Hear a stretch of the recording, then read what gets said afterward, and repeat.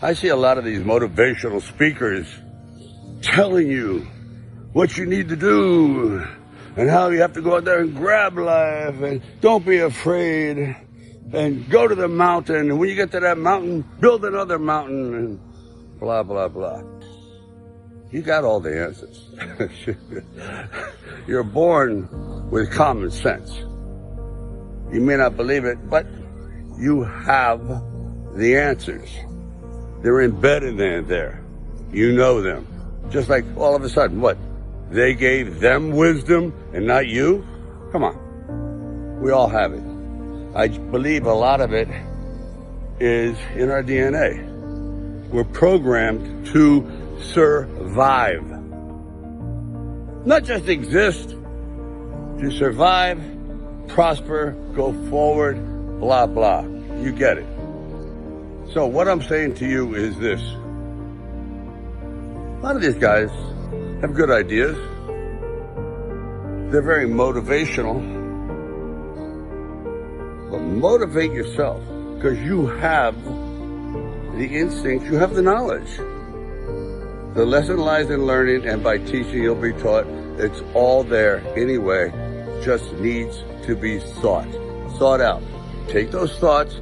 They're embedded in your brain that you already know the difference between right and wrong and how to succeed. How do you succeed? Perseverance.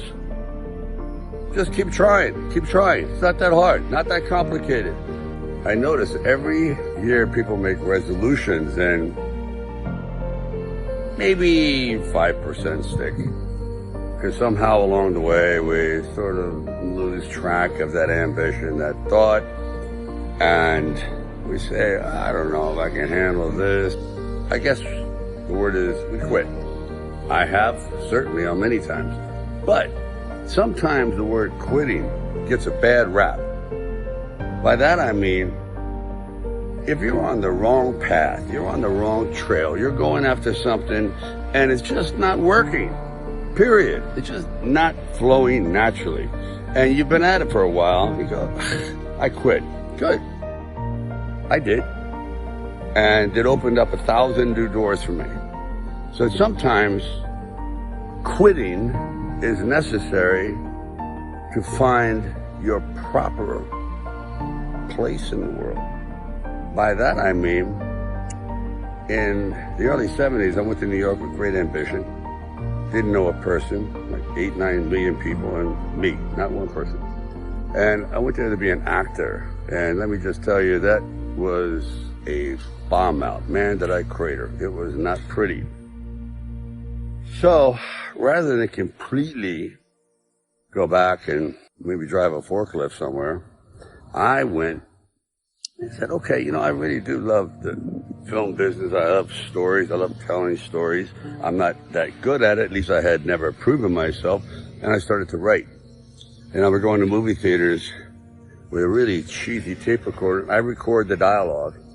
I think the first film I did was Easy Rider. And then I would try to write different dialogue. Kind of a contest. Not that I succeeded, but it's the effort that counts.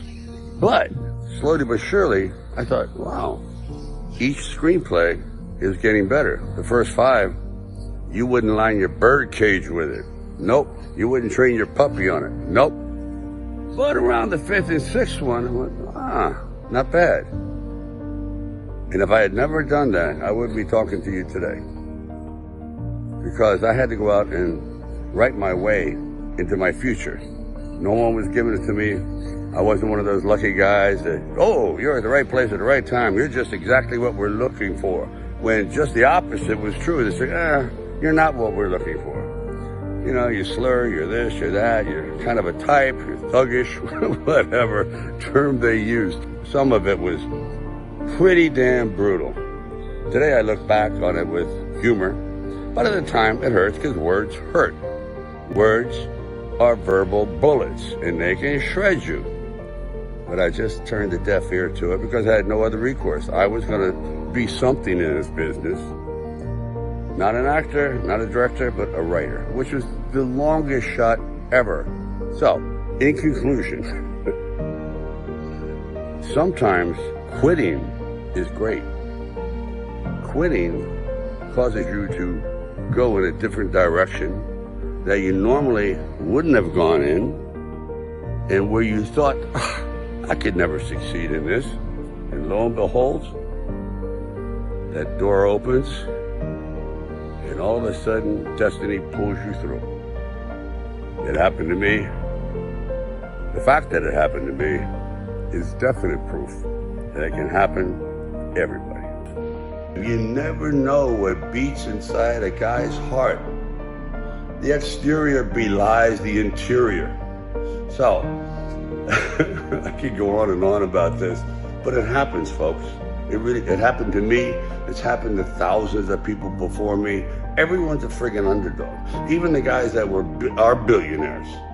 They started out as underdogs. No one gave it to them. Someone in the family, perhaps, had to earn it and pass it on. But that first one, the guy that went into the unknown, unprepared, but prepared mentally, but perhaps unprepared for what was going to come at him from so many different directions. And when I say that come at him, I mean those obstacles that wanted to defeat him, including his own fear, and they were overcome. So, as Rocky would say, it ain't over till it's over.